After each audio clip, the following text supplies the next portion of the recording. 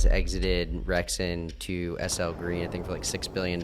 How'd that happen? My son, who at the time was 11, came up to me and said, "What gives you the right to sell that business?" I said, "Elijah, you don't understand. You have to trust me on this one." He goes, "Dad, this is going to be the biggest mistake of your life." We signed up our deal with SL Green, and then right before we were supposed to close, Carl Icahn came out and offered a topping offer without even notifying, just sends a letter. What the hell is this guy talking about? It all happened during the day of my daughter's bat mitzvah, so we had all family in town, and I had to basically take one of the hotel rooms that have bankers and lawyers, and it's on CNBC, and my son walks into me and said, "Dad, I told you, this is the biggest mistake of your life." Safe to say that might have been one of the most well-timed trades you ever made. Scott Rechler, founder and CEO of RXR. Welcome to Change Order. It's great to be here. Thanks for having me. Well, excited to have you on. Just after Thanksgiving, you were telling me about the 3 different turkeys that you were making, and looks like we both like to cook a lot, so that was exciting to hear. I wanted to start off with a conversation we were just having about founder drift, and we're coming out of a recession or some sort of a massive market dip.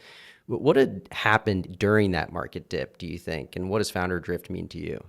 Yeah, I think, as people get successful, their own, the expectations they have for themselves and the expectations other people set for them, sometimes it distracts them and moves them from the lane that they were on that drove their success. And a little bit of it, they feel almost invincible. They could do more than they otherwise might be able to do, because they have that success and that feeling of success that they think is transferable. And so they drift into areas of businesses that aren't consistent with what made them successful. And you see a lot of really good business people, over time have moments in time where they actually have some of those drifts. I've had them myself, and it's easy to get distracted and, see something that seems exciting and decide you're going to spend some time on it.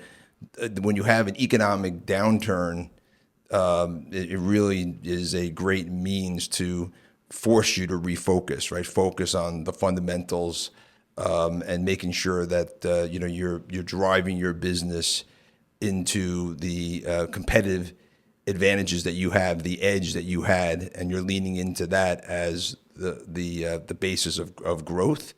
And not being distracted by some of those other elements there. And it requires a level of discipline, in terms of deflecting deals that come in or opportunities that come in that could be very exciting, but if they turn out not to be, they become major distractions and dilute the effectiveness and long-term growth of your business. I think there was a quote that one of the best money managers out there in the market said you had the most well-run firm in the real estate business back in the day, and probably still to today. How do you try to keep that focus internally at RXR?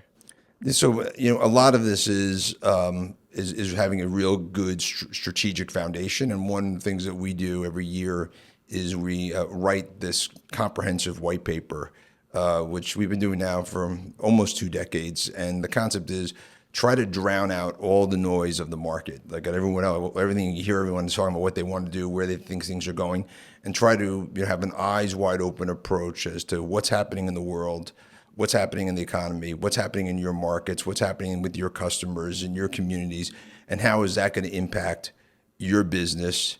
What other opportunities are there that are down the road? What should you be thinking 1, 3, 5 years out from now in directing your business? And then from there having coming out with a real set of conviction that this is what you're aiming to do. Now the opportunities may not intersect with where that conviction is right away, but if you're looking for it, you'll lead the market to where you're going, and then you take the time to push those themes down throughout your entire organization. And when you take the time to write something down like that, it has a lot more meaning. It also serves as a great baseline for you to go back on a regular basis, which we do during the year, and say, okay, we thought XYZ was going to happen. It didn't happen. Should we recalibrate for that different reality? Or is it something that's going to be happening soon? Or if there's an opportunity that does come and that we see, and it's not necessarily ideal for everyone, we'll be able to react with a level of conviction and intensity that others might not. Mm-hmm. And then just even organizationally, do we have the organizational team and muscle to be able to achieve where we want to go based on what we're, the strategy that we've laid out. And so if we don't have it, let's start recruiting.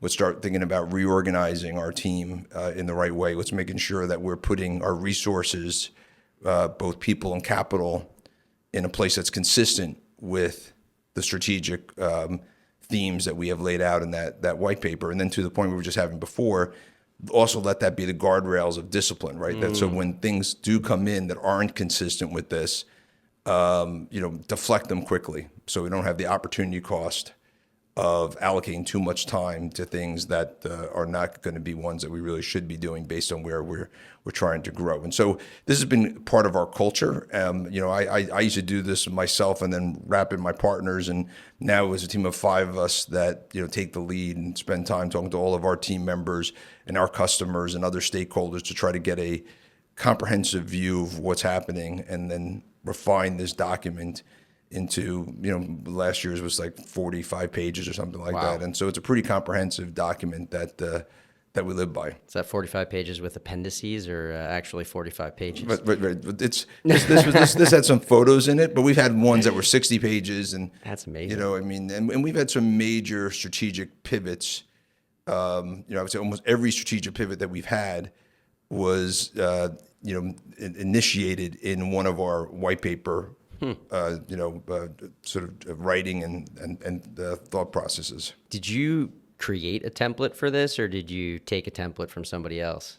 I created a template, and it was at a moment in time where I was trying to sort of get clarity as to where we were going. It was sort of a pivot point in our business, and so I said, okay, we have to think this through. What should that be? And so began to write and research, and then it just over time, it has evolved to be a pretty, foundational part of our the way that we grow our business and operate our business. Was there anyone that inspired that? I'm not sure who necessarily inspired it, but when we went public, I spent a lot of time reading books like from Warren Buffett and other great investors. Mm-hmm. Charlie Munger, what makes a good company? What makes a good company work, right? And I think that helped instill in me a concept of trying to really be thoughtful and disciplined as an investor and operating a business. And how long does that process usually take end to end? So we actually have our kickoff meeting today.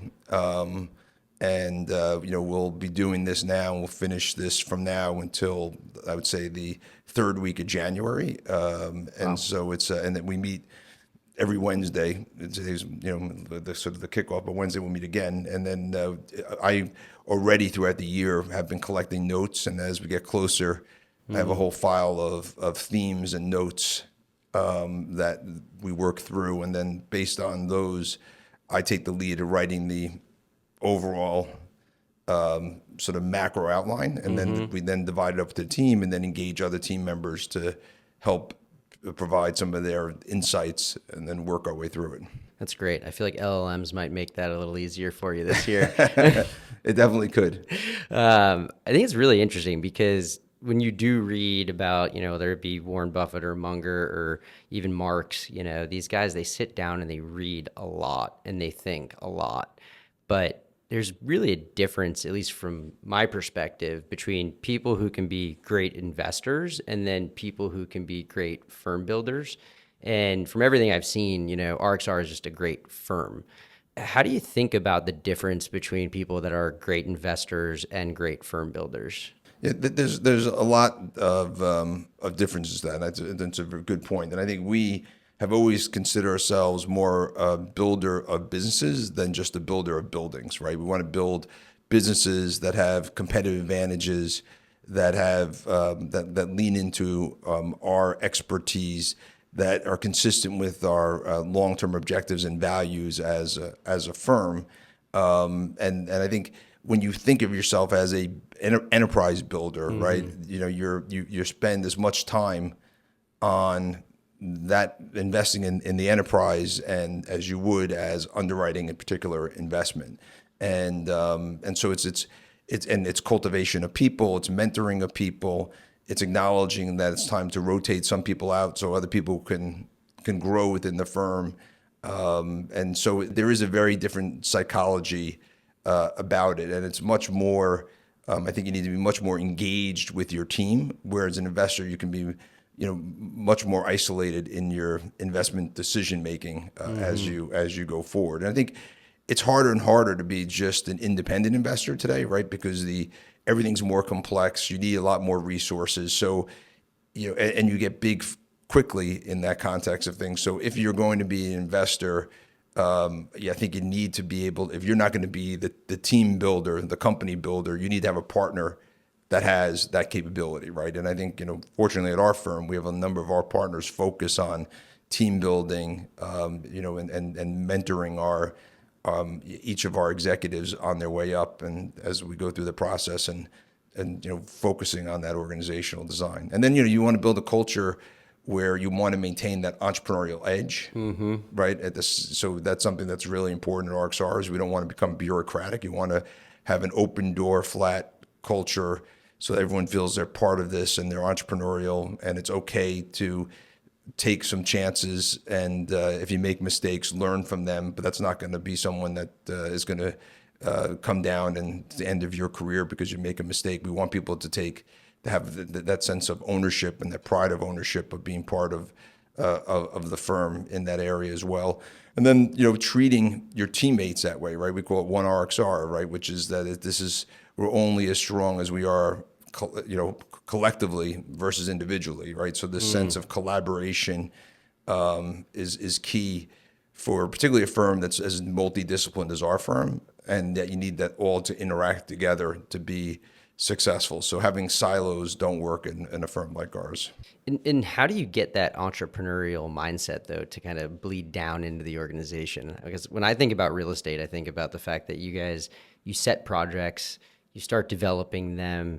Once there's stuff in the ground, it's there. It's not like software, which we can quickly change. And so the magnitude of mistakes, it's a lot different. We always talk about one-way doors versus two-way doors. If it's a two-way door, go ahead, just make the decision and run on your own. But when it comes to real estate, it feels like there's a lot of one-way doors. Yeah, no, well, I think that, and the time from when you're making a decision to when you're actually delivering a product on the development side, it could be, is you can watch multiple cycles and environments change during those periods of time, which makes that more complicated. So, the rigor in your underwriting and trying to think through different circumstances that might play themselves out, and then sensitize the impact of that and how resilient is this investment to those different outcomes is a key. But the entrepreneurial part is both on the ideation of where is that investment, and the formation and the structuring of where that investment opportunity comes,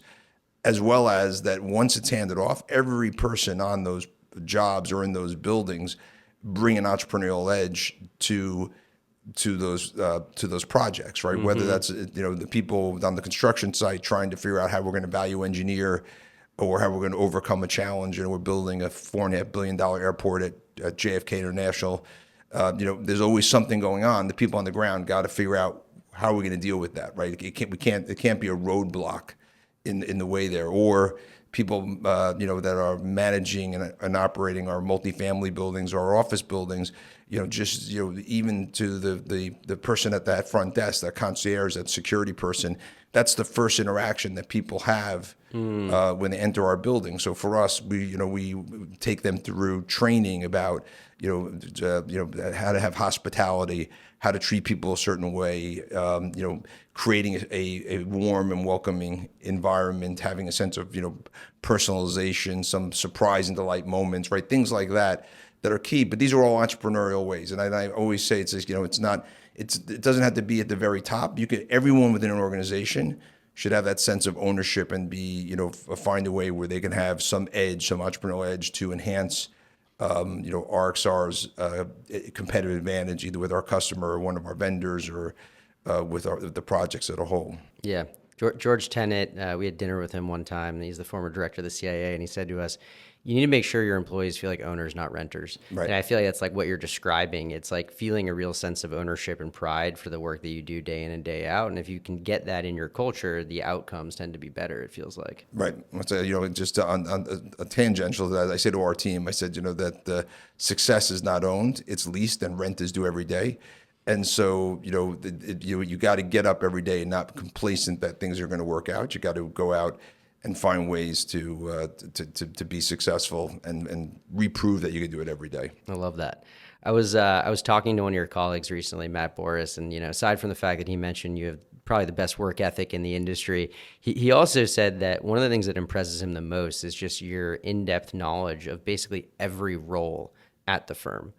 When I was reading about your background, I mean, you became an executive at 26 years old. You were just talking about how you were reading about things, going into the IPO of your firm, which we'll talk about in a second. But how do you approach that? Like, how do you get into the weeds, like day to day? And how did you learn all of the different parts of your business? Starting young, right, and building a business, you sort of have lived through every part of those building the businesses. And sometimes it hasn't been as sequentially optimized as it could have been for me, right? Because you're sort of going, and I'm sure like every entrepreneur, that's the way it is. But then as you live through these things, these different elements, you learn. And I have the advantage of having a great team of experts in-house. So if I got to dig into anything, I can bring in the right group of people that understand those disciplines that will educate me about what I need to learn, right? And that's something I rely on a lot. And that's if you think again, there you have the respect that you don't have all the knowledge. So the people that do have that knowledge, you really want to be able to make sure that you tap them and try not to go it alone, right? That's why you have them there. They're a resource that enables us to be more successful. So I spend a lot of time learning from them. I'm an early riser, and so I read a lot. I write a lot.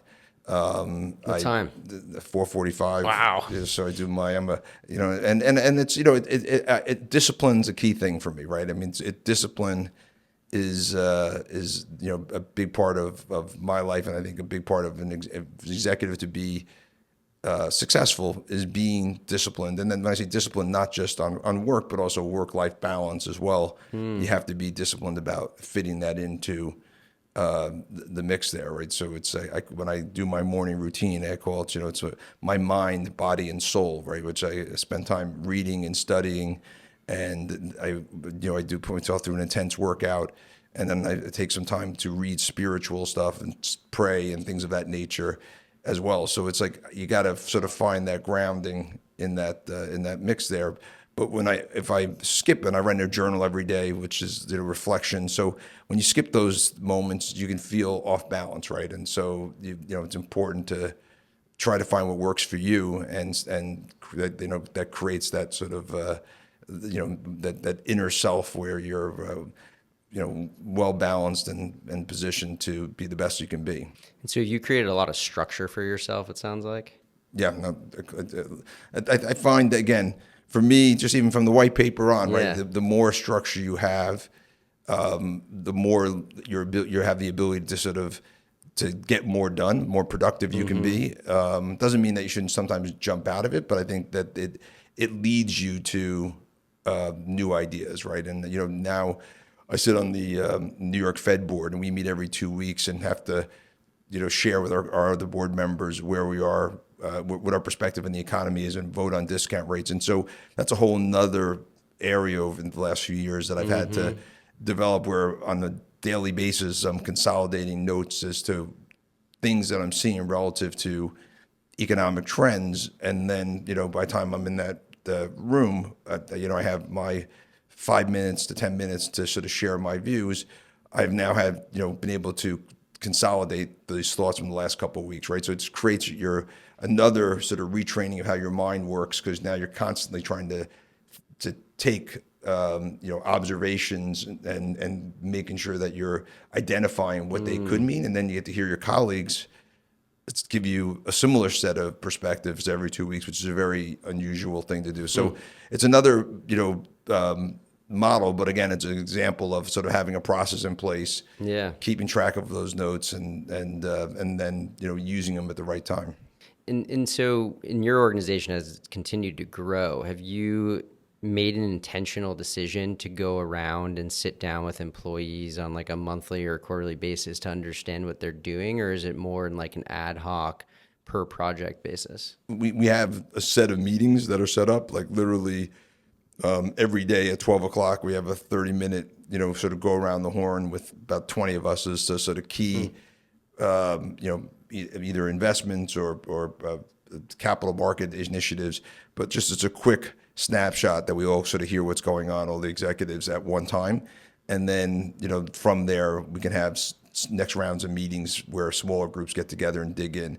Then we have a couple times a week project specific meetings. So if we have larger multi-year projects, we'll have an hour set for per week for a couple of them, and then that rotates every week. So gives us an ability to sort of keep track of where things are going on that front. And then obviously we have business plan meetings, quarterly meetings, organization meetings that are set up, and so a lot of meetings. We try to make them productive along the way, right? That's the key in this thing is to make sure people come prepared, do their homework. We always get these decks in advance, and then a lot of ad hoc meetings. I call them around the table meetings, where I can usually have 6-7 people around my office table, and we're brainstorming around a new opportunity, or around a strategy, or around an organizational adjustment, whatever that might be. It's fascinating. I was just listening to a podcast this weekend, and I heard about Elon over at XAI. For better or worse, he ended up going to every employee, and he gave them a 5-minute time slot to go, explain what he was working on. I don't know if you've been following the data center build out that he did, but the speed at which they've moved, most folks in the construction world look at it and are like, this is insane. It was impossible. But, I think one of the things that's interesting about him and the way his mind works is he can go sit down with an employee, give them, the freedom to explain what they're working on. They feel seen, but at the same time, he can identify the bottlenecks and like the connective tissue between jobs and try to figure out like how to remove those. And I just think it's amazing when you can find founders that can kind of go and like into the depths of their business, and then at the same time unplug themselves and look from the bird's eye view and like let people operate. And it sounds like you guys have done a good job of balancing those two things. Yeah, what surprised me most about Elon Musk is that he actually can do it for so many different organizations. I think that's where, where in the past where I've had multiple businesses that we're running at one time, that's where it gets challenging, because it's almost impossible to be able to do that well in multiple businesses, right? To have that pulse on your business, if you have 5 of them, right? And now maybe 6 if you count the U.S. government, right? I don't know if I'm going to count that one yet, but I will see. We'll see. They have 2 years in order to execute on that. Well, to shift gears for a second, we talked about you were, I think, 26 years old when you were over at Recession, and you guys decided to IPO. I want you to just like take me behind the scenes for a second. Like, what was that process like for you? How did you guys make that decision, and what did you learn from that? So, you got to sort of rewind. And I came into Rex, which was my family's business. My grandfather, my father and uncle had started it. It was 1989. It was a time like today where the real estate industry was turned upside down. And what was really a parochial local business was becoming much more institutional, because you had the savings and loan crisis, the RTC, you had a whole round of restructuring that had to be done. And it was a paradigm shift that was taking place. And so when I came into the business, I was also finishing up NYU grad school. And so I came with a lens that was different than how my father and uncle had run the business in the past. And then you saw coming out of the downturn, which again, like now, this immense opportunity of a reordering that was going to take place, where a lot of family businesses that were like my family business were sort of stretched. They had, they're in the next generation. They realized that, what worked in the past isn't going to work in the future. So they were all trying to reflect about what to do. And so myself and my brother and cousin, and we said, let's go take advantage of this opportunity by going public and then acquiring other family businesses that were multi-generational businesses to build a platform that would give us scale. And at the time, we were $300 million. And we ended up buying a business in New Jersey, in Westchester, in Connecticut, and ultimately Manhattan, and use that platform to do more value-added type structures and create, integrate a larger firm along the way. And I think, part of this and the rationale was an acknowledgement that, to really build the governance and the strategic, capabilities and access to capital to grow a business that's an enterprise that we were talking about before in that changing world, the public markets was the right venue at the time to do that, particularly transitioning from a family business to something more professional, because you now had independent board members and shareholders that held you accountable to that, which is easy, creates an environment that's more conducive to creating a meritocracy and focusing on achieving goals than you would have in a more laxed family environment, right? And so that was the purpose around it. And it was, at 26 years old, I remember going around, meeting Fidelities and all these, big, investors, and they couldn't get their head around that I was so young in the process, because in the real estate industry, different than the tech world, that was not a common situation. So we ended up getting public in 1995, and then began bringing in other managers that joined. So Mike Matoro, who's a partner of mine now, and Jason Barnett is a partner of mine now, joined as sort of the two first non-family executives to the firm. And then we kept growing. And, and it was initially, going back to my point about Warren Buffett, initially when I had, as a public company, the concept was think as your shareholders as your partners. And that worked well, I would say, through 2001, because what happened in 2001 was that after the tech bubble, the regulation that came in was Reg FD, which meant, full disclosure. So if you were my investor and I came to you and I said, I'm thinking about this strategic expansion to do, student housing or go to some other part of the country, they would, give me their feedback, and I could digest it as part of, our plans. In post Reg FD, if you had that conversation, you have to post it on your website and share with every investor. So your ability to actually have a shareholder that was a partner dissipated, and really what you had was a sort of a one-way conversation. You would announce something, then they would respond in after the fact, and so it became much less of a, in my opinion, effective way to grow a business. And also, you began to see the public markets were becoming much more restrictive as to what they wanted to see their managers do. They were getting paid themselves for portfolio management. So as I mentioned, we had a student housing company that we had co-founded in 1998, and was spent a lot of time building the infrastructure to grow that business, building the technology to grow that business. And just as it was picking up real steam, we were under pressure from our public shareholders to liquidate that, because they said, well, we want Rexon to be a New York office and industrial company, and we'll if we want to play student housing, we'll find a way to play student housing. And so, that was, a frustration. We had also a logistics company that was a big box logistics company that we were building around the country.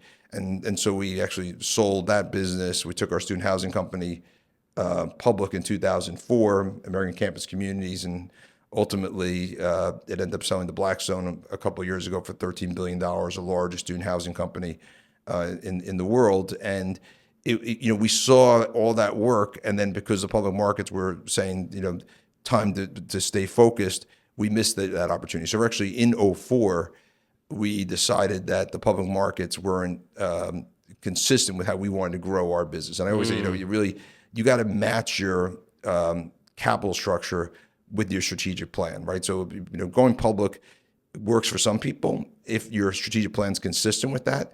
And you got to recognize also, this isn't a financing; it's a way of life. It's a marriage, right? And it's very hard once you are public to not be public again. You're not, it's hard. You're not going to just go private, right? So we ended up waiting for the markets to get to a point where we can execute a trade. and then sold in January of 2007. But we had decided really in '04 that we wanted to get out of the public markets. So you don't want to be a public company CEO again. Right, exactly. I mean, I'm not gonna say never. And again, there's, as I said, you match your strategy to what that is, but it was definitely not for where we were trying to grow our business. Yeah, at the time. And where we saw the change, the world was starting to move so quickly, the way people use space, lived, worked. And so to be boxed into a strategy was something that was not compelling to us. There's this huge argument going on right now, especially in the startup world, because companies have stayed private for so much longer that they should really be going public. And I think what's interesting about what you're saying is the fact of the matter is, unless you're going to stay like true to your core strategy, there's a really high probability that the public market investors won't appreciate, won't understand what you're really trying to build, and won't actually either A, let you, because they might just get rid of you, or B, pay a premium for it. And I think if you look back at the history of a company like Amazon, for instance, like completely misunderstood stock, Uber, same thing. And I do wonder if we need to start to put companies in the startup world in two different buckets: those who are likely going to stay in their core business and they should be going public, and then those that really want to invest for the long term and might be able to get access to the private market capital and should be staying private longer.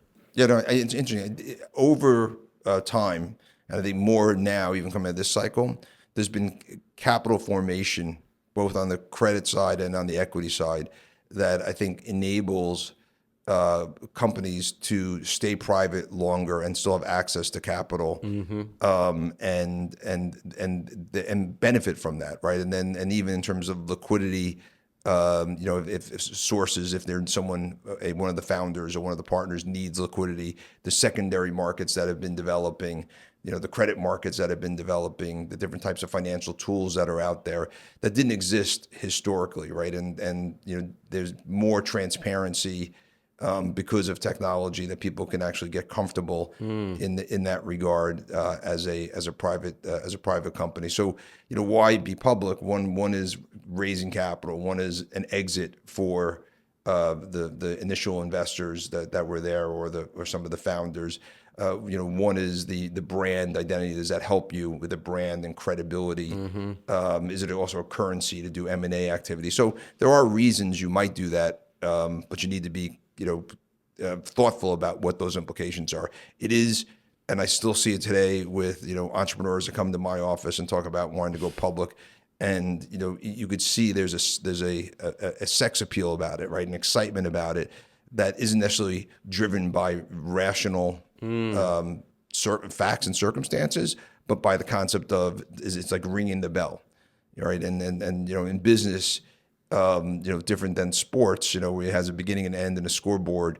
You don't traditionally have a ringing the bell moment unless you as a company can find ways to effectively create those environments and those metrics and milestones. In many ways, the ringing of the bell is just the starting gun for the next chapter. That's right. I wonder, you just mentioned that there's now this highly efficient private market that's popped up over the last couple of decades. And I would totally agree with you, by the way, even in the startup world. Do you think that's a good thing or a bad thing? I think it's a good thing. I think it's it's another level of financial plumbing that I think will make our economy stronger longer, right? You see it just in my world on the private credit space, which is an area we're very active in at RXR. But if you've seen, and you go back and look through history, and the New York Fed gave us some graphs in this one of our meetings, that after each downturn, the amount of private credit versus bank credit jumped dramatically, right? Whether that was the early 90s or after the great financial crisis or now, and it's typically driven by either new financial tools that were created like CMBS or MBS, or it's driven by the fact that the regulators have become stricter on public depository type lending, and so the private sector has stepped in. And this when you think about it, in real terms, though, that's actually a safer place for this to be. 'Cause you have more sophisticated people that are now originating these loans. They have capital that has a duration that better matches those loans versus a bank that has a deposit comes in, can be pulled out the next day. Here, you're matching those durations, and it creates more liquidity in the marketplace, right? Through that process. And if there's a hiccup, at the end of the day, people will lose money, but it's not the public that will lose money. It will be the institutional investors themselves that lost money, that are sophisticated investors that can make those decisions to do that. So I think it's healthy. I think on the equity side, I think it's healthier in the sense that it keeps going back to our earlier conversation about drifting. It keeps the management teams focused on performance, right, and not necessarily valuation. And we've seen over each of these different cycles, management teams, particularly in the earlier stage companies, being forced to grow at a faster pace than they're capable of, or the market's ready for them to grow at, which has then led to challenges that demand to grow was, when can we create an exit, right? That and if that's the goal, and it's a public exit, that's a challenge, right, along the way. It's a new chapter. So speaking of new chapters, you mentioned that you guys exited Rexon to SL Green, I think for like $6 billion back in, was it 06? Oh, January of 7, yeah. January of 7, okay. How'd that happen? Like, walk me through what your mindset was at the time and why you decided to go with that acquisition. With that disposition, the rationale started in 04, really, which was that we saw our strategy wasn't real. The public markets wasn't going to be accretive to our strategy. Frankly, it was going to hold us back for what we wanted to do. And while we loved Rexon and the franchise and the team that we had built, there was no easy way as a public company to shift that strategy without creating more challenges. We actually had brought in Goldman Sachs to help us evaluate this and report to the board, is there a way to do this? And there wasn't. So, again, being a multi-generational family business, not an easy decision to actually have to do. But when we started to see more liquidity in the market, and there were a number of trades starting in 06 where, you can find multiple buyers that can actually afford to do, $6+ billion transactions. Yeah. You said, okay, this is a window of opportunity. And as a public company, the last thing you want to do is try to go out and sell your company and fail, because then you lose the trust of your stakeholders, your employees, your partners, your board, your investors. So it takes a while to regain that trust. So you got to really make sure you're going to be able to execute. So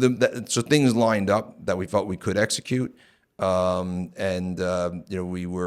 It was literally that summer of the 06, and trying to give some thought about how to do it, and retained our bankers at Goldman Sachs and Citigroup to give her some thought. And I remember the Sunday before we were going to kick off the process, my partner Mike Matoro came over at the time, who was our CFO and president, and said, listen, I know this is your family's business, and we know that valuations are high, and we know it's limiting some of our growth, but we don't need to do this, right? This is something we think makes sense, but we don't need to do this. And I want you to know that from the company standpoint, we're with you if you want to just keep this as a public company and not give up the family business. And I told him how much I appreciated, how much it meant to me that he thought that way, but I thought it was the right thing. We thought it through, the right thing for our shareholders, for our employees, for us.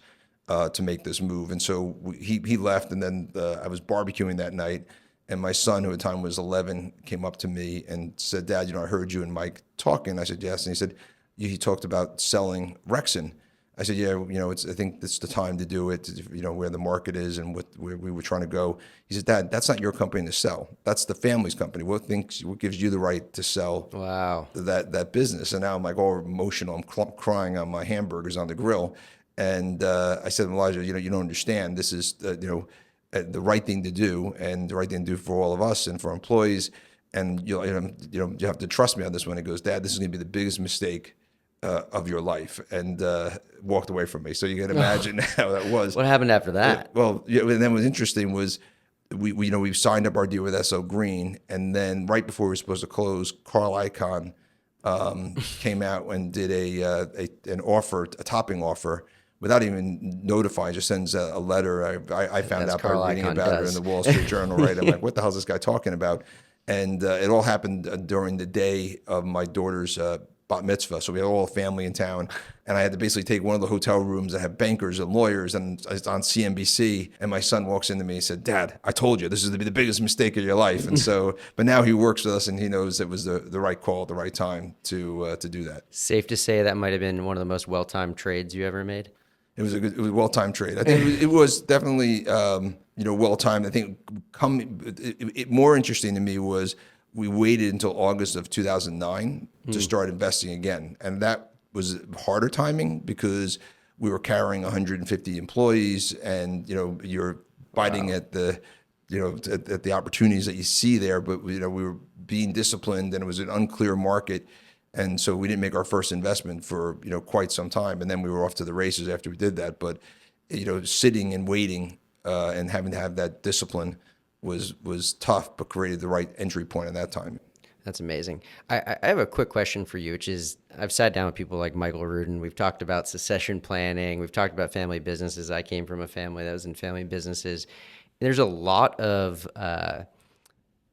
long history of people who haven't successfully done succession planning and haven't successfully been able to exit their businesses because intra-family strife and stuff like that. What was it that made you guys so successful at being able to go do it while so many others have failed? I think part of it was the timing coming off of that 90s early period of time. And it wasn't easy. We had to consolidate, and my grandfather had partners, and, everyone in the family wasn't 100% on board with going public. But, I think, it was getting through that process, getting everyone on board, using the public vehicle as a means to achieve that. And then even ultimately, as we did that, my brother and my cousin and eventually my father and uncle, realized they didn't want to be part of a public company anymore. And so they spun off, and we spun the original industrial portfolio back to them, and they did what they want to do, is more development, more entrepreneurial. So they've been very successful in that in that sector. But having that flexibility, I think, was a key factor, and understanding what people's needs are. But it's not easy, right? I think at the end of the day, I think you can get through 2 generations. I think when you get to the 3rd generation, it gets very hard to do, unless that is the most important thing, right? And then you mentioned Michael Rudin, right? The Rudins, this is generationally what they're going to be. Mm-hmm. Our business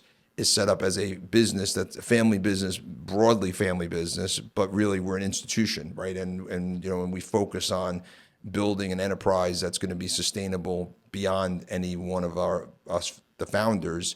And so if one of the of our kids rise up to that position, it's going to be merit based, not just handing the baton. That's great. It sounds like you might have been the only one in the family that wanted to go toe-to-toe with Carl Icahn as well. Right. That was quite the experience. I can only imagine. I think I'll have to hold that one off, but I want to hear about it at some point. It's a good story. So you ended up selling the business, and then I read somewhere that a day later is when you ended up starting RXR. I think I talked to most founders, and they take a lot of time off to go out and reflect and think about what they want to do next and what they want to prioritize. Why did you end up launching the business a day later? Well, first, in many times when people ask me, like, what was my biggest mistake or regret, was that I didn't take the time off, right? Because in retrospect, we could have taken the time off. Now, the risk you run with that, and why my partners and I decided actually the same day to form RXR, was to keep the continuity of the platform, right? So we wanted to keep the people that we wanted to keep. We wanted to be positioned to take advantage of the next round of opportunities. And if it's hard, just as to start from scratch. Mm-hmm. And so having that infrastructure in place, having the people, having the organization that is a competitive advantage, we felt would position us, to be more successful more quickly versus if we stopped and then had to regroup and rebuild. We with thought that would be too challenging. Now, So did SL Green, they took the portfolio, but they didn't take your they people. took some of the people. It was like Mark Holiday and I went to a room and with the organizational charts for 5 hours and negotiated who was going where. No way. With the SL Green team? Yeah, Mark Wow. was the CEO Yeah. and I and myself, and so. But he didn't need everyone, right? Because he had part of this was creating efficiency for him, right? He had scale, so right. So this was the concept. So we had this negotiation back and forth as to where that would go. And he knew that you had the inside baseball, you had the trading cards, Right. and you're like, man, what's he thinking around this right. negotiating table? It's actually, I think one of my team members still has the open issues list of people that he and I had marked up. Mark and I, as we were going through that negotiation, so it has it on his wall in the office still. That's incredible. So when you ended up taking 150 employees, that means you had 150 employees on your payroll a day later. I assume you hadn't gone out and raised capital yet. Right. We had some parts of the portfolio that we brought separate accounts in to buy that SL Green didn't want, but it was the answer to your question is we were losing a lot of money for 2 years, right? And that's and that's hard, right? I mean, when you sell the business, you're carrying the people, and that's why I said the timing of being disciplined to waiting to 2009 was actually harder than easier than the sale part, right? In terms of, or more, I guess, more difficult than the sale part, right? The sale part was you saw top of the market, you sold, and you're able to move on, but it's the constant sort of having to write the checks and wait, and do we make a mistake? Is the opportunities going to manifest themselves? And then also flying around the world, raising capital at a time where many investors around the world were still burnt from the great financial crisis, right? So you had to go tell a story and source investors that had an appetite and willing to buy into your vision in an asset class that has just gone through this big turmoil. And was there a gap there where you felt like, okay, I need to self-fund this thing for a period of time until people, jump on board with this narrative? We did self-fund all the way to that point in 2009. So that's amazing. Yeah. And everybody got to keep their jobs, or at least the ones that were great, and Right. and you won in the negotiation. Right. I mean, if you look back then, you go from Rexin, you sell that business, you start RXR, you have a blank sheet of paper. I've quickly learned that you're an incredibly thoughtful guy. What changes did you want to bring to your new organization? How did you want to run things differently? Yeah, no, it actually, you used the word blank piece of paper. That's exactly what we did. We said, okay, we have this blank piece of paper. Myself and my partners, we sat down and we brought in some outsiders and said, okay, what was the best attributes of what it was at Rexit as a public company, and what were the weaknesses? And let's try to take the best pieces and find ways to preserve them in RXR, and then let's augment where the weaknesses and where we wanted to have that vision, right? So in terms of our reporting, our governance, our control systems of being a public company, the disciplines of being a public company, we tried to build that into our infrastructure, but then augment it with, okay, we want to get more entrepreneurial, we want to be able to expand more effectively. We're now going to the investment management business, which we hadn't been as a public company. How do you think about what do you need relative to being able to support that business, which was something that was continuing to change along the way. And so it was the advantage of having a truly clean piece of paper and using the moment to set the foundation right. And then, frankly, there's not a year or a quarter that goes by that we're not tweaking it, right? I mean, and so because we're constantly evolving our business as we move forward. It almost sounds like you guys went through like a SWOT analysis. Yeah, no, right. That's right. and then implemented a lot of changes based off of that. That's right. Interesting. Is there anything looking back, now that you wish you would have done differently when you got it going during the recession then?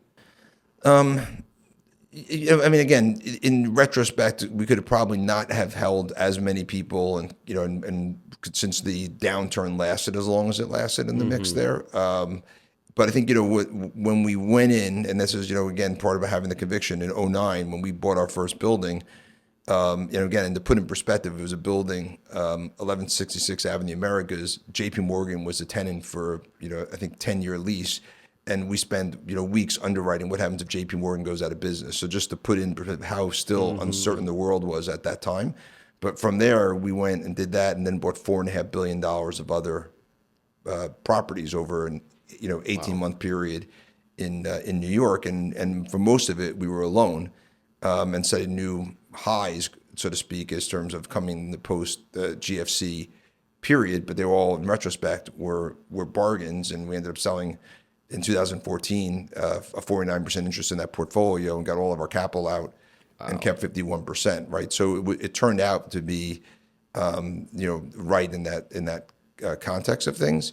And I think, for us, as we were going through the process, we also were thinking beyond that, right? It wasn't, the office was the entry point for us, but really, our sort of view was understanding the urban ecosystem of New York, right? And that we spent a lot of time. I spent time in public service, and you could see sort of the regional connectivity of the New York metro area, and how that had a impact that enabled us to have the greatest level of talent. And we saw Mike Bloomberg was busy diversifying our economy from just what was financial to tech and media, venture, right? And so where was that coming from, and why did people want to be in New York? And that quality of life of living here made New York a magnet for talent. And so our investment thesis really was evolving around how do we build or buy assets that help promote or intersect with that ecosystem that was this self-reinforcing positive cycle being driven here of people coming here. And so office was a piece of it, but the other was housing, because there was an acknowledgement that how do you create affordably priced housing, but still quality of life and lifestyle that the young creative people would want to have in New York. And that's when we began to start thinking about the outer boroughs and the suburban, or we call urban suburban, transit-oriented developments as a place to grow. And began in our mind to think about almost like we did with our student housing business, where we were going to campuses and say, okay, you had a shortage of housing, we'll build your housing, and we'll supply, provide the services, et cetera. And it will be a creative win-win for the university and for us. We were going to municipalities that had, were commuter towns. They were like long parking lots, short tax revenue, short quality of life. And so we would pitch them on being the master developer of their downtowns, and help them build a master plan about reinvigorating their downtown. And then as part of that, we would be able to build on their land, so their parking lots and their libraries and their lower cost basis. Right, and then from that, we would, as long as we replaced it, and they give us tax incentives and zoning upgrades along the way. And so we ended up accumulating about 6,000 units of development rights along the New York metro area. And we had brought in a team led by a guy named Seth Pinsky, who used to be head of economic development for Mike Bloomberg. And he had done that sort of in the expanding into the boroughs and the waterfront. And so he led the charge of this with the public-private partnerships that we were doing in those markets, right? And so it's if you think about the concept is, for us, it's very consistent with our values of doing good and doing well means doing better. We're building strong communities. We're creating, in that case, places where people can live 30 minutes from Manhattan, but at 30 to 50% less than they would, create enough of a critical mass that the local businesses would evolve to be able to support this new customer base, and new businesses would come in. So you have a vibrancy of the downtown. New tax revenue, education, public safety. And so, we brought in our mind the whole economic development lens to each of those projects, not just the one single building. Yeah, I want to come back to that in 1 second. I hear your stories about student housing, the IPO, that you guys had, and it reminds me a bit of Sam Zell's story. Did you ever intersect with Sam? Did you ever learn anything from him? I mean, we talked about Munger and our friend Warren Buffett, but I'm wondering if you learned anything from Sam, who felt like one of the early pioneers here in the real estate world. Yeah, no, definitely. And Sam, when I was starting in the business, I learned a lot watching Sam. Later in the business, I got to get to know him better and have a chance to meet one-on-one with him a bunch of times. And have strategic conversations. But he was clearly early on taking what was a transactional business of real estate and making it about building enterprises, right? And I think that is very consistent with how we've approached things, and also identifying niche markets that other people may not identify, and again bringing an entrepreneurial but business focused way to attack that, whether it was in Latin America or whether it was manufacture homes, right? He saw there was ways to ultimately do that. Some more successful than others, right? Because I mean, some businesses are more naturally made for that than they otherwise would be. But he was clearly a pioneer. And the other pioneer for me was Lou Ranieri, which I don't know if you ever read the book Liar's Poker. He was the movie. He was the main character there, but he invented the mortgage-backed security. So at Salomon Brothers, he went around the country to banks and basically said, "I'll take your loans that you're making to people for homes, and I'll take them, securitize them, get them rated," and then he sold them all. And he invented that product. And the movie The Big Short and Liar's Poker sort of talks about him in this mix. And so I read his book, a book about him by Michael Lewis, when I was actually away with my wife. I think it was probably 1996 or something, early 93. And I came back and I noticed that Lou Ranieri was one of our tenants. And so I called him and I asked him to have lunch, and then I'd have lunch with him every month. And, he would mentor me and, teach me about sort of financial, markets and some of the structures that he put in place. And then eventually joined our board at Recession, and has been a close friend and mentor, and, calls me his son whenever he sees me. So he's a big one. And then also Mike Bloomberg is probably my third, I would say, person that I turn to as a mentor and role model. That's awesome. I feel like I was actually lucky enough to meet Sam as well. My old boss, Mark Gerson, and him were close. And the thing that jumped off the page with Sam to me, not only was he incredibly thoughtful, but he was like bold, and he was like shamelessly himself. I mean, even the title of his book, Right. Am I being too fucking subtle? Like, with you feel like you're a little more reserved perhaps than Sam was, and you were running around perhaps the biggest real estate market in the world, post-financial crisis, and paying prices on buildings that people had never seen before. How did you keep your conviction and stay to your strategy while maybe the noise in the Real Deal and the New York Post was saying otherwise? Yeah, again, part of it is the concept of drowning out the noise and believing what you have to, feeling that what your belief is well grounded in research and a set of circumstances and facts that you can monitor to make sure they are playing out. If the facts start playing the wrong way, then you can't just keep running, into the fire and realize that you got to retreat, right? Which is this recalibrate reality concept I always sort of focus on in our firm. But and I think Sam clearly was bold, and as you said, that's part of what his persona was. Interesting, because I started so young. Part of our big thing is I was called humble and hungry, right? We have to be, stay humble because we're young and we're not going to be with these egos. We're never going to be able to live up to these egos when you play in New York, but stay hungry and work harder than any of them to be able to be successful. And that's how our culture has this humble and hungry approach to it, so that we don't have sharp elbows, we don't, but we, articulate what we want in a constructive way and why it should work out. And we then compromise, and you aim to get win-win outcomes in what you're trying to do. And if you're trying to build a business, right, to the point earlier about investor versus business, an investor could win a big, a big reward, right? And if it's just about making money, you could achieve that. If you're building a business, your reputation is critical, right? And people's thought about doing business with your business is critical. And so the way to do that is treat people right, but also make sure that deals that you do are fair deals and accomplish what you're seeking to accomplish for yourself as well as for your counterparty along the way. I like that. To go back to something we talked about at the beginning, you mentioned how, focus is really important, and you guys work on this thesis at the end of every year and you come back to that thesis. When I think about you just talking about going out into the suburbs along the rail lines and doing community building, or more recently, I think you guys have expanded outwards into other states and other cities. And when I talk to a lot of real estate people, they're like, Right. just stick with what you know. Like it's the market that's you can walk to.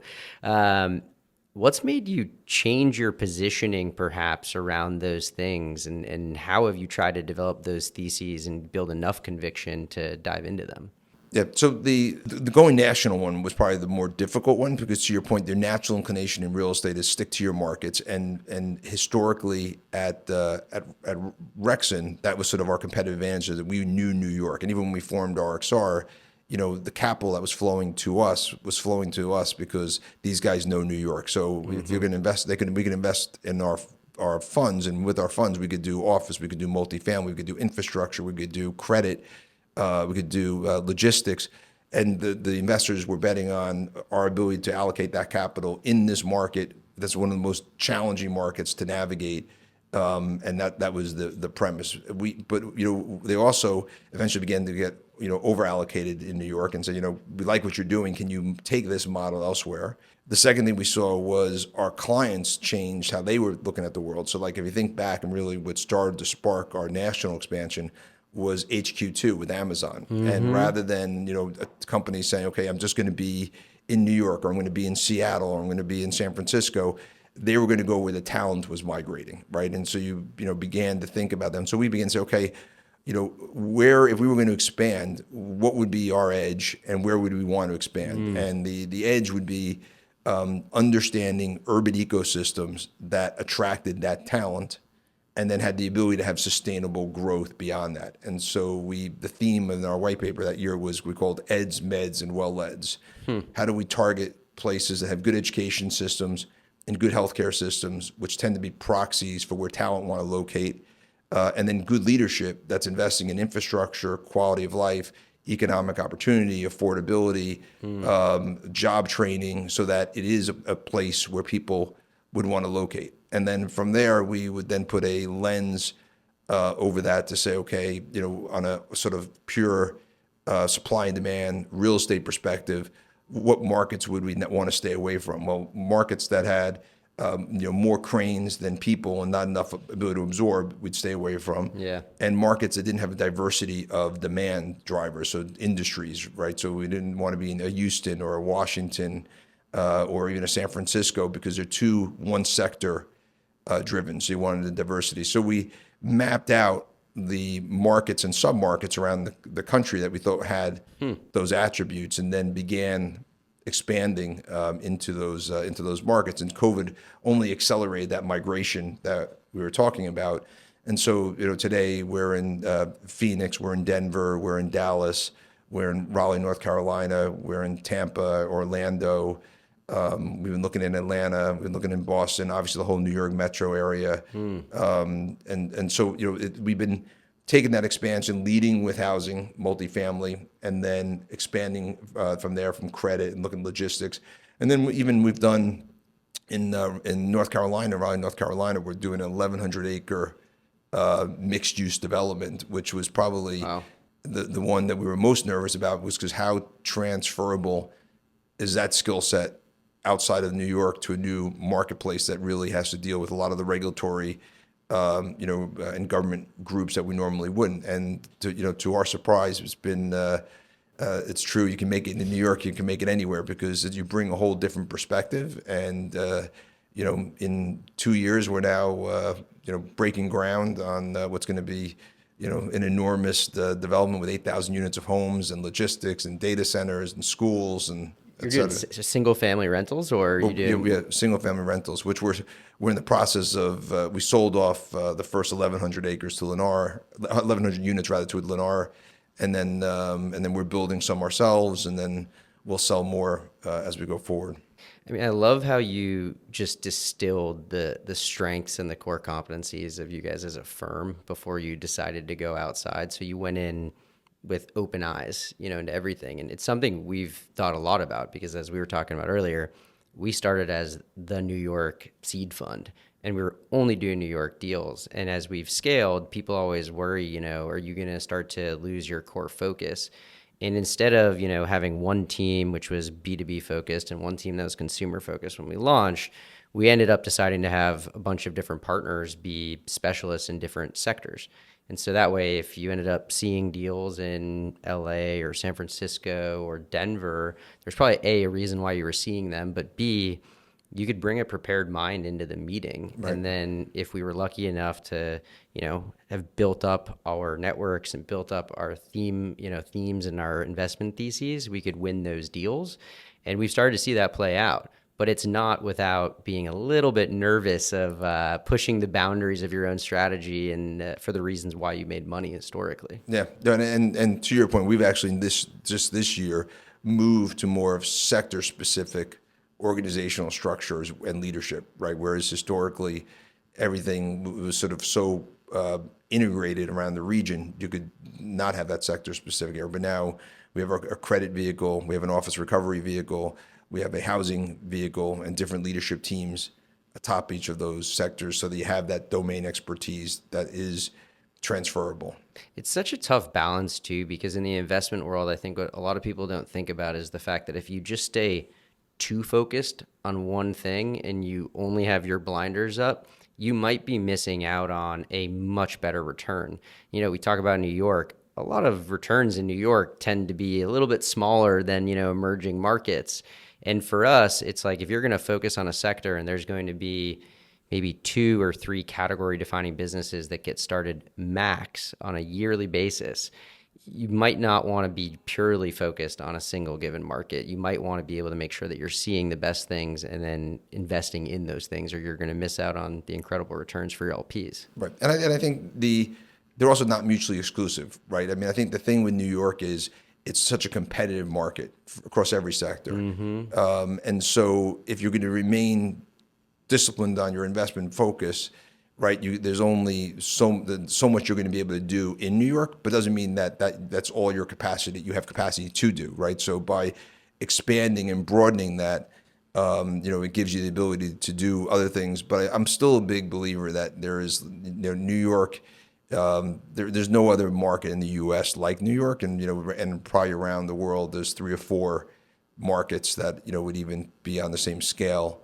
of what a New York is. I mean, it's a global city. The diversity, the demand of talent, and attraction of talent that comes here, the culture, the quality of life, the infrastructure. It's unmatched. And I travel a lot, for business, to meeting with investors around the world. 90% of our $11 billion of investors are non-U.S. investors. So, wow. Whether it's the Mideast or Europe or Asia, you're seeing you could see different cultures, and I spent a lot of time digging in with people about their cultures and their organizations and their urban ecosystems, and they still point to the U.S. as the most attractive investment market in the world, and New York being mm-hmm. the best of the U.S. It's safe, right? So shift gears because we only have a few more minutes together. What most people probably don't realize is RXR does venture capital investments as well through Ardent Digital Ventures. How involved are you over there? And I'm curious to get your take on how you would evaluate startup investments in comparison to your expertise, which is the real estate world. Right. So, our venture investing started in 2019 in our white paper, which we called RXR 2.0, and it was an acknowledgement that our industry needed to go through its own form of digitization, and that that we were sort of arcane relative to other industries, and that if we could find ways to better collect data, analyze data, understand how people use our buildings, operate our business, we would be more effective. So we set up a digital lab. At the time, we had McKinsey and Microsoft, and set up what we called urban living and urban workplaces and urban experiences that were meant to bring in the people that are with the domain expertise that are doing the work every day to commingle with the data scientists, the engineers, the product development people, and really ideate about what are the priorities of what we should be focused on. in each of those areas, and setting up the foundation of a data lake and collecting now, billions of pieces of data that are actionable and usable along the way. And on a parallel basis, we set up a venture vehicle primarily because we wanted to sort of see what was out there and how that was playing through, and what was be better off us building ourselves or us investing and collaborating with another firm that had some of that technology in the mix. And so approaching that way was interesting. And we used to do these Saturday meetings at my house that Matt Boris, you mentioned, would come, and a couple others, and we'd sit around table. And I used to always get those little black and white cookies from I forget the bakery across from Google, and bring in a couple of founders like every Saturday that would talk to us about their business and why they'd want to do something with RXR, and the rationale being obviously access to our customers, access, ability to test drive the product.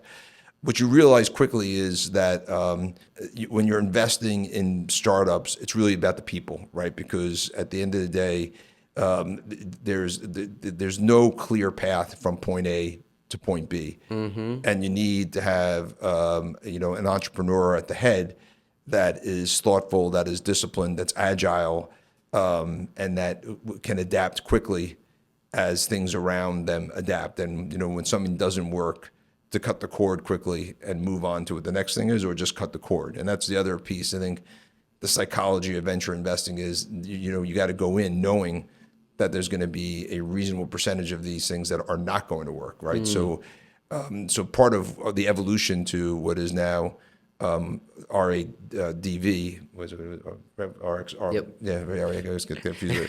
was to be able to expand our infrastructure, to be able to expand our product type, to professionalize our approach on investing. Matt had been here for a while with us, but really now, thinking through, which types of companies we want to invest in, which are the entrepreneurs, positioning ourselves with a competitive advantage that we would actually be able to punch above our weight to be brought into deals that a firm like RXR or RADV would not normally have access to because of our real estate competency. And to then continually build the internal muscle and commitment to having these companies' products test drove and feedback, and to give us the advantage of supporting our partners, but at the same time learning from that process. Is there still a part of your brain, though, that, seeing a far higher percentage of losses in comparison to real estate is just always in pain? It's always in pain. It is, no doubt. There's and that's part of the concept here, right? Is by having it isolated like that, it's something that enables you to sort of realize that's what you're getting into. So you're not looking at your own P&L or your own track record in that regard. Yeah, well, and speaking of, I think, great founders, I heard that one of your other mentors you didn't mention is Danny Meyer, and he's a big detail-oriented guy. What have you learned from Danny? Yeah, I think, from him and some of the other of his colleagues, really is the importance of customer service and hospitality and focus on detail, right? As you get big and technology becomes less personal, the personal becomes that much more important. And, we have built within RXR a whole hospitality arm of our business that creates programming and products for our multifamily buildings and for our office buildings, collects data on our customers, so we have an understanding of what they like, so we can provide a little bit more of a personalized level of service, particularly for our residents that live in our buildings, that nudge our concierges, when it's someone's anniversary or someone's birthday. We even provide stipends so that for each unit in our building, there's an annual stipend that incentivizes our concierges to go out and get a gift out of nowhere. So if someone has their grandchild come over, go buy a soccer ball and just drop it over, these moments of surprise and delight, right? And I think that our business hasn't really thought in that construct, the office building and multifamily business, and so that extra level of community building and personalization, hospitality, I think creates a differentiation of our brand that encourages residents and companies to want to stay with us longer than they otherwise would. And now that you've seen founders across hospitality, like Danny and technology at Bloomberg, and I'm sure you're incredibly well networked in the real estate world, when you meet with startup founders, what are you looking for? I think one of the things is discipline, right? Again, because I think that that's something that's critical for a founder not to get lost in the mix of things here. As I mentioned, agility, someone that is able to move quickly, someone with a track record of success, I think is an important element here because, or even failures, but just enough that they have a track record that they can see that they've lived through the cycle before and they have a sense as to what that is. I think when I personally find it, more beneficial when someone's giving you sort of straight talk versus the selling you a dream that is a long way off to reality. It doesn't mean that you don't eventually get there, but I think being sober about where you are is important. And I think I like things that help break friction of existing businesses. That are, that when you look back and say, wow, that makes a lot of sense. Like, parking, right? It's been, archaic, not really something that has really been upgraded to take advantage of technology the way it is. And it's something that's a painful process. And so, investing in this company, Metropolis, you saw how they've, used computer vision and AI to really change the whole parking experience, or coins with laundry mats. I mean, these are mundane businesses. People say, what's so compelling about them? But what's compelling is that they're making something that was painful or frictions that were there go away and actually find ways to make money along that. Right? Ironically, that's the whole Danny thing, right? It's like both of those companies make the customer experience 10x better than it was before too. That's right. And it also solves a pain point for the business owner. That's right. Well, I want to end with one last question that I like to ask every guest, which is, if you were mayor of New York, what's one change you'd like to make? If I was mayor of New York, I think I would acknowledge that what makes us the most successful city in the world is that we attract the talent that comes here. And so making sure that you have the quality of life, public safety, affordability, the key factors. This is just like we're talking about a business. What drives success? What are those 3 or 4 factors? And I would try to drown out the rest of the politics and push to make sure that you're focusing on achieving those core principles, so the city continues to flourish. And I feel like, particularly since Mike has left office, we've become more political, more partisan, more of an everything bagel sort of strategy, that instead of trying to really hit the problem head on, we try to solve every problem, and then we don't solve any problem, right? And I think that's not an effective way to do things. So focus on the core principles and resolve them. Is this a platform that we might see you running on at some point? Awesome. Well, appreciate you joining us, Scott. Thank you very much. Thank you. I appreciate it. A lot of fun.